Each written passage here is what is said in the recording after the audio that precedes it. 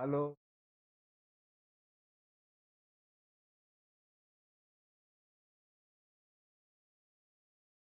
saya senang melihat gebrakan dan aksinya Gubernur Jawa Barat yang sekarang gitu. Gak banyak omong gitu, gak banyak. Dia cukup mengkoordinir semua jadi satu dan semua punya kesadaran yang sama akhirnya sekarang. Itu Sekarang masyarakat uh, walaupun baru beberapa bulan, mereka bergerak sendiri sudah. Malu soalnya, itu di gitu. pasar apa yang 3 hari selesai ditutup itu, eh, terus kemudian diikuti lagi nggak perkembangan berikutnya? Kan sampahnya tetap Belum, itu produksi terus nih masyarakat. Gimana baru gitu dua, buangnya? baru kemarin Om masalahnya selesai. Oh, tapi Jadi belum ada. apa alternatifnya di dianjurkan apa dibuang kemana atau langsung ke insinerasi? Ada pembuangan insinerasi? Ada nggak dari Pak ini nih Pak Gubernur Jabar? Saya nggak belum baca belum baca juga ada informasi seperti itu. Tapi kalau kita lihat dari bersih-bersih yang dilakukan di beberapa daerah lain, ya sekarang sudah terlihat dan masih tetap bertahan seperti itu.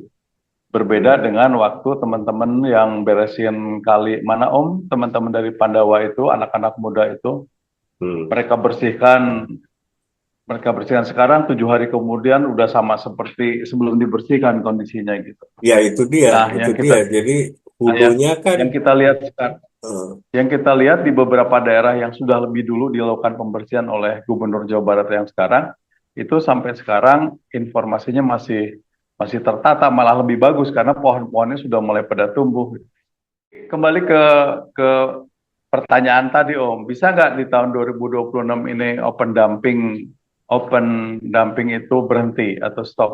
Kalau menurut saya bisa kalau hulunya diselesaikan dulu gitu. Itu sih.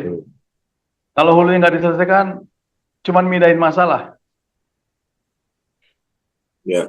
cuman Saya mindahin tumpukan sampah dari yang saya asalnya open dumping yang segede-gede di TPA, kemudian tidak kemudian itu karena itu ditutup atau dibenahi, maka nantinya akan menjadi open dumping kecil di beberapa tempat yang lebih sulit lagi ke atas ini. ya, saya sih berpikir teknis strategisnya ya. Ngebangun ini inspirasi satu dan ngebangun juga kalau tetap mau memanfaatkan yang jadi RDF kah apa jadi apa liquid fuel segala macam kan bikin instalasi ini kan berarti dua kos nih, ini sama ini kan jadinya double. Ya mungkin terserah kalau ada investor mau bangun yang ini silahkan gitu, tapi untuk pemerintah mungkin fokusnya ini aja udah kayak pendekatan di Jepang dan di Cina kata Pak Hasan kan bahkan di tingkat desa dibangun insinerasi. Nah, seratus ya persen itu, pergi insinerasi aja udah stop itu. betul. Itu Di, stop di di hulu level langsung. desa lah. Heeh. Kita punya berapa desa sih? Bisa kok itu kalau misalkan berpikir bersih gitu ya, nggak usah berpikir macam-macam, dananya harus tambah ini tambah ini tambah, nggak mahal kok sebetulnya gitu. Kalau saya ngobrol waktu itu sama si pengurus RT-nya itu, nggak mahal Pak, 2 jutaan paling gitu. Iya itu. Ya Berapa itu? Ya insinerasi kalau itu 2 juta untuk kapasitas berapa apa satu RT, satu desa? RT, satu RT. untuk satu Satu RT. RT itu tiap hari. Tidak setiap hari, 3 hari sekali. Satu RT itu kalau Kalau sampah sat- sehari 1 kilo, ada 100 kakak udah 100 kilo. 100 Sekarang kilo kalau seminggu aja si udah 300 kilo apa hampir 1 ton. namanya, ya sekitar segitulah. Karena satu RW dicicil itu kan, 3 hari sekali jadi beres gitu. satu RW umumnya berapa? 8 sampai 10 RT. Kemudian satu Ya, kelurahan sekitar segitu. berapa? Satu kelurahan 20 RW atau 10 RW ada nggak? Berarti ya kalau satu RT Mungkin 2 sekitar juta, 15 RW. hitungan kasarnya satu kelurahan 200 juta. Inseneratornya eh, bahan bakarnya dari mana Om? Saya Dari nggak, gas kah atau saya belum dari sempat ngobrol details Om soal teknisnya. Nah, itu kita pernah juga bahas sebetulnya di salah satu tayangan kita. Kan umumnya insinerator mesti membutuhkan fosil fuel. untuk entah minyak tanah, entah bensin untuk penyulut ya. Tapi udah Iya. ada tuh salah satu dosen ITB, kita pernah bahas di tayangan ini, dia pakai blower, pakai angin, jadi sampah keringnya itu sendiri, sampah keringnya ditaruh di bawah, disulut, ada blower, angin nyala, nggak perlu pakai Iya, fossil fuel betul. gitu. Jadi Tapi Itu kan sama dengan memicu, kalau kita namanya harus ada trigger dong. Kan ya tidak sampah bisa iya, kering tadi. ujuk-ujuk ya harus itu fotonya. yang diciptakan dan pernah kita presentasikan di sini ada gambarnya kok. Jadi sampah kering dibakar, dihembuskan angin gitu ya, dia nyala, seluruh instalasi bisa nyala, nggak perlu bahan bakar. Ya, Jadi atau kalau misalkan misalkan mau membuat teknologi baru di level desa juga kan menurut saya mudah lah untuk Indonesia gitu. Misalkan tidak bisa pun ya minta tolong teman kita dari Cina lah untuk bikinkan lebih murah mungkin gitu. Kalau di kita nggak bisa, walaupun saya yang nggak yakin nggak bisa ya orang di RT aja Banyak bisa sih gitu. sebetulnya produsen di lokal yang udah membuat insinerator, Nah termasuk itu, ada ya. juga kan yang Kalau bisa buat misalkan gitu. pemerintah punya kemauan dan keseriusan kan tinggal dicari di googling juga pasti ada tuh pembuat insinerator gitu di setiap daerah Cuma pasti itu ada biaya panggil aja operasional. itu. Biaya operasionalnya nggak murah itu, makanya perlu dikulik lagi itu yang bisa satu RW Ya itu poin saya mengelola sampah itu seperti apa gitu. paling tidak dari model yang sudah ada dibenahin kan kita banyak banyak para ahli juga gitu atau enggak ya bikin baru sekalian. Satu RT itu kalau ada 100 kakak aja satu hari 1 kilo sampah udah 100 kilo Om. 100 kilo ya Itu makanya kan sampahnya lumayan juga ya banyak kan sampah sampah organik kan. Sampah organik kan ya membutuhkan dapur. energi lebih banyak itu untuk membakar atau menjadikan dia menjadi apa debu kan. Yang ya paling bagus mungkin kan dia organik itu ya pakai kompos, masih komposter menggunakan minyak tanah lah atau untuk nyulut, dibuat. tapi nyulutnya pakai Ya, minyak tanah yang bisa, mungkin yang tapi perlu kita lihat adalah ininya kemauan masyarakat untuk menyelesaikan masalahnya gitu loh Om.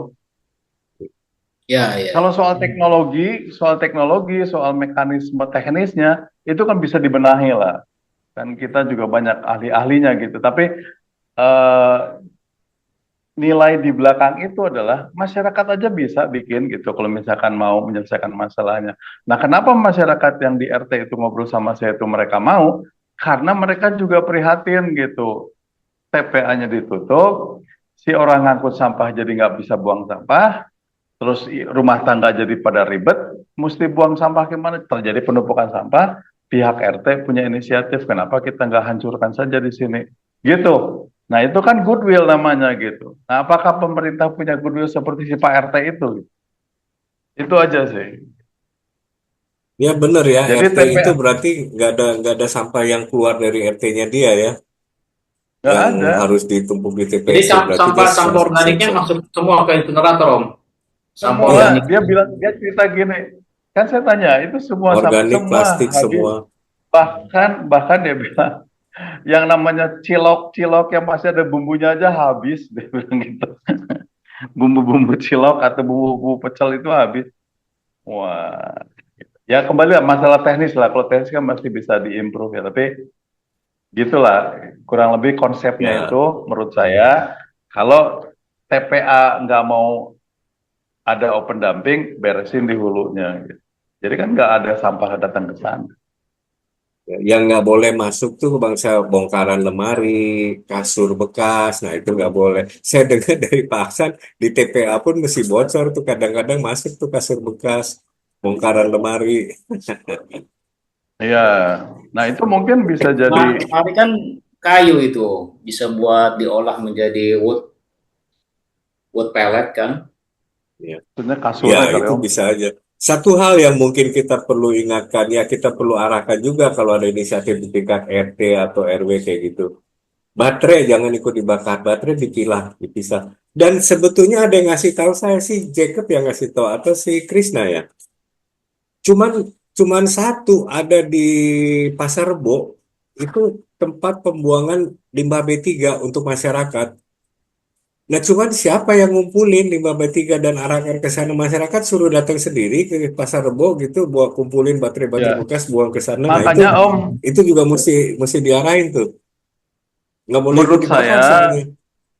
menurut saya begitu pihak pemerintah, entah itu yang bahkan sampai pemerintah di level yang paling rendah sekalipun, asal sudah ada inisiatif dan ada action dan sudah kelihatan, maka semuanya menjadi mudah. Masyarakat juga dengan sukarela kalau misalkan suruh nyumbang atau bahkan ditetapkan, sumbang dong untuk penjaganya, sumbang dong untuk biaya ini, biaya itu. Mereka mau gitu. Karena sudah ada hasilnya, sudah kelihatan hasilnya. Sudah ada bendanya, sudah ada bentuknya gitu. Tapi kalau nggak ada kan susah gitu. Nah dari situ bisa lagi dikasih policy lagi. Tolong baterai misalkan kalau kita mau ini, saya yakin itu juga lebih mudah karena sudah kelihatan hasilnya. Baterai jangan dibuang bersamaan ya, bisa meledak atau bisa menimbulkan dampak yang lebih buruk dan lain sebagainya.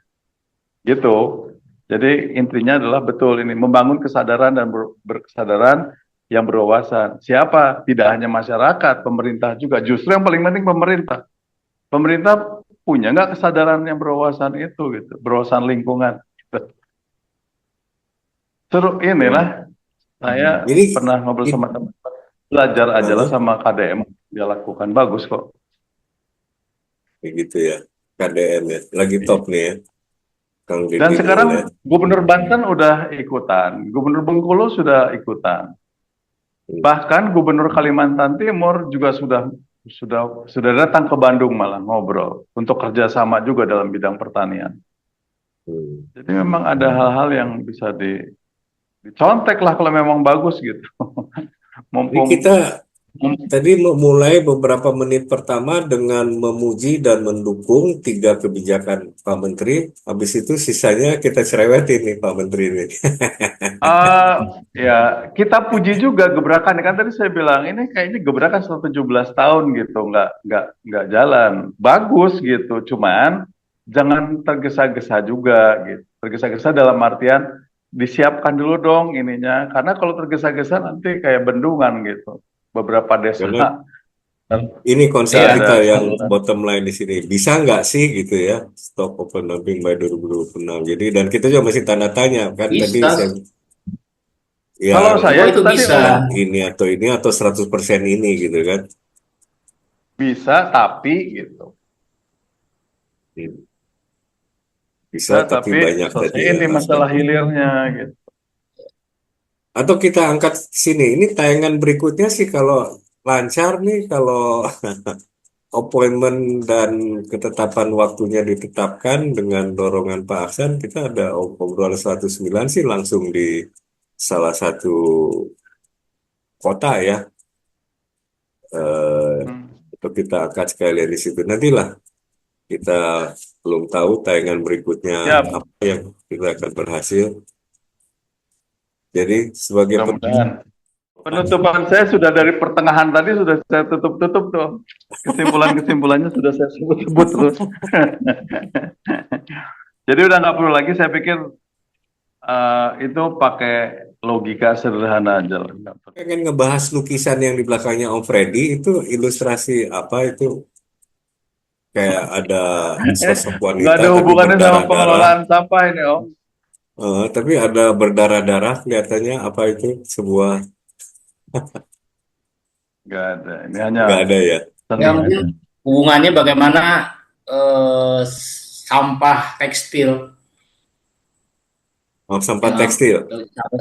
sampah tekstil juga salah satu hal yang mesti dikelola. Iya. Ya, Banyak Kalau pakaian-pakaian kan yang di apa namanya dibuat dari beberapa polimer kan. Nah, itu salah satu rantai plastik juga itu kan. saya dengar Om dari teman di Australia, mereka sekarang bahkan sudah mulai melihat limbah dari laundry. hmm, Jadi kalau yang tadi Om Sarir sampaikan itu adalah sampah bajunya, kalau di Australia sudah mulai berbicara mengenai limbah dari sabun kain polyester, di mana Iya, kain polyester ini kalau dicuci dia akan ada rontokan mikroplastiknya. betul. Itu mikroplastik. Dan itu kalau pergi ke Iya, sungai dan ke laut itu bawa sumber mikroplastik. Itu pernah dibahas di salah satu persis. tayangan kita juga.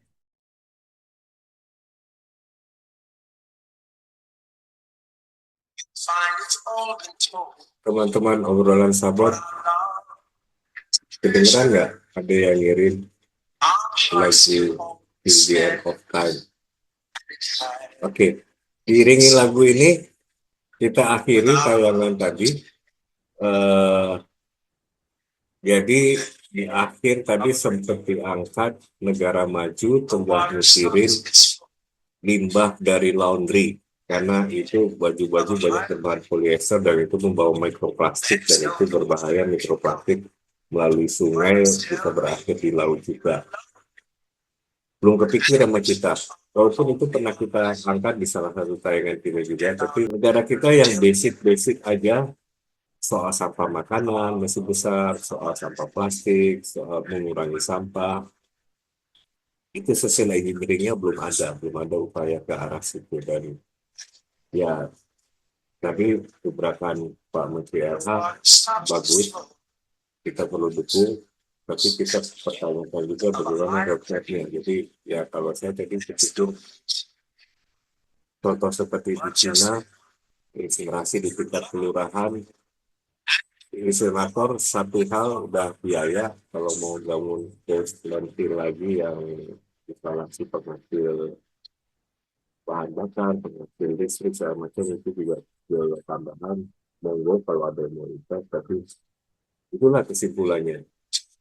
Mari cepat-cepat kita benahi hal yang dasar supaya kita bisa beranjak ke hal-hal yang lebih advance lagi seperti laundry tadi, mikroplastik yang berasal dari cucian laundry, dari berbagai hal, banyak sih sumbernya.